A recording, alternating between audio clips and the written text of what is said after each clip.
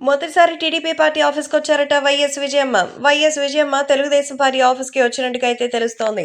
So, YS Vijayamma Jaganmohan Reddy ఓడిపోవడానికి ప్రధాన కారణంగా నిలిచారు. ఎందుకంటే వైఎస్ షర్మిలని ఇంటి నుంచి గెంటేసి కొత్త పార్టీ పెట్టి, మరి పరాయి పార్టీ వాళ్ళు తమ పట్ల ఎంత అమానుషంగా ప్రవర్తించారో, తనకంటే ఇంకా ఎక్కువగా అమానుషంగా ప్రయత్నించారు. అదేంటో తెలీదు గానీ, ఒక సెకండ్‌కే తనకి విరక్తి, ఆలోచన అన్నీ కూడా మరి పెరిగిపోతూ ఉంటాయి.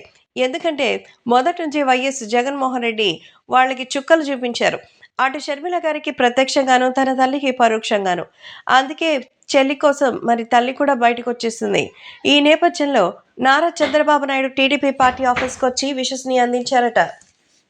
ఈ నేపథ్యంలో ప్రస్తుతం తెలుగుదేశం పార్టీ సాధించినటువంటి అఖండ విజయాన్ని గుర్తు చేసుకుంటూ సంబరాలు చేసుకుంటున్నారు ప్రస్తుతం తెలుగుదేశం పార్టీ నాయకులు. ఈ నేపథ్యంలోనే విజయమ్మ కూడా వెళ్ళి తనకి శుభాకాంక్షలు అందించారు.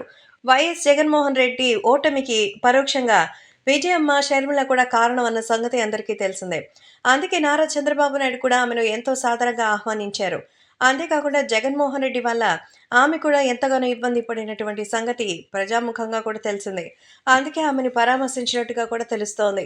తగినంతటువంటి శాస్తి ఖచ్చితంగా కాలమే సమాధానం చెప్తుందని, జగన్మోహన్ రెడ్డిలో మార్పు రావాలని నేను కోరుకుంటున్నానని ఆయన కూడా తెలియజేశారు.